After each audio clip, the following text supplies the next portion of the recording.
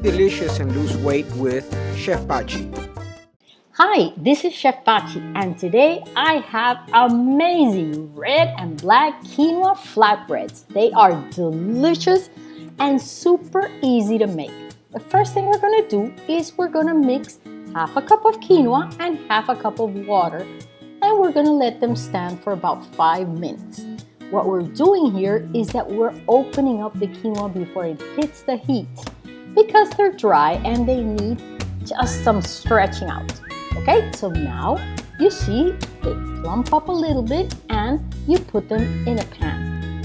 We add half a teaspoon of coconut oil to each. To that quinoa, we added another half a cup of water. Bring the water to a boil and cover them. Reduce the heat to low and cook them for 10 to 15 minutes or until they're dry. The size of the pan is going to vary a little bit on the time of cooking, not a lot. Don't open them up all the time, otherwise they won't plump up. Just open them a little bit after the 10 minutes have passed, and if there's still water, cover them and leave them there for a couple of minutes.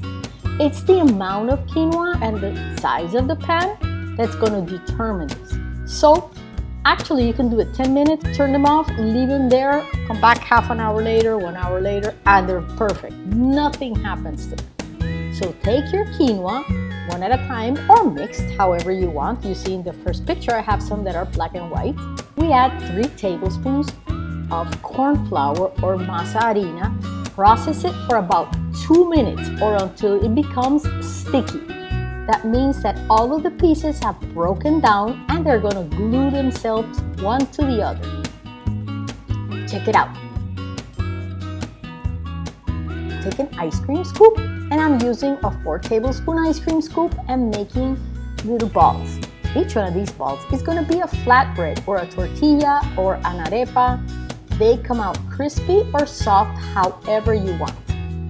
What I'm doing now is that I'm putting a piece of wet paper towel over them so that while I prepare other things, they don't dry out. That way, they will perfectly stretch as I press them in the crepe or tortilla press. We put the red quinoa that's also cooked. See how beautiful and open each one of those quinoa are. When I put them in water the 5 minutes at the beginning, if you see that they don't plump up at all, that means it's too old and they're not going to cook very well. So discard them and start all over. Quinoa gets old and it just dries out too much. Look at it. This is it. No more ingredients. Process it and you're ready to go. If you cannot eat corn, you can use yuca flour or tapioca flour. It works perfectly. Same thing. Look at this. 2 minutes later, once it's sticky, you're ready to go. That means that quinoa has processed enough to absorb some of the corn. Here we go. Same thing. Making our little scoops of quinoa and ready to put them on a tortilla press.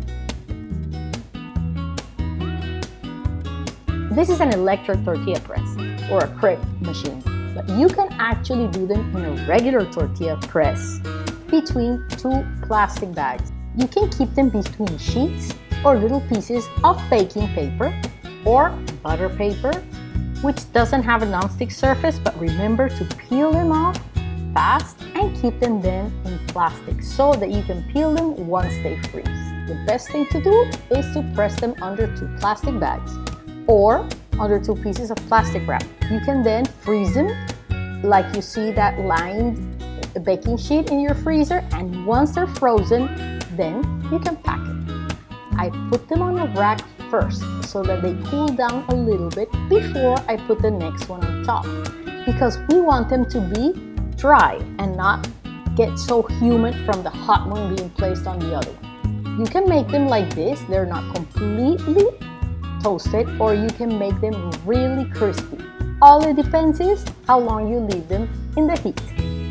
You can do this in the oven if you press them in a manual tortilla press, You can use this in a pan also if you press them in a manual tortilla press, or you can actually press them in a pan directly if you have a smaller pot and you just put a lot of weight on it.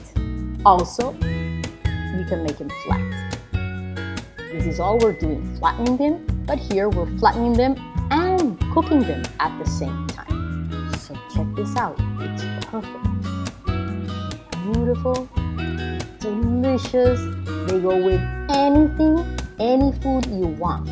You can put some garbanzo, some hummus, you can add some yogurt, you can add fruit, you can add savory food, you can add anything to them, and they're beautiful. You can use them as snacks, and you can use them as part of your meal. Anything will work. They are amazing and delicious. Remember, it's Chef Pachi, delicious food, amazing mood.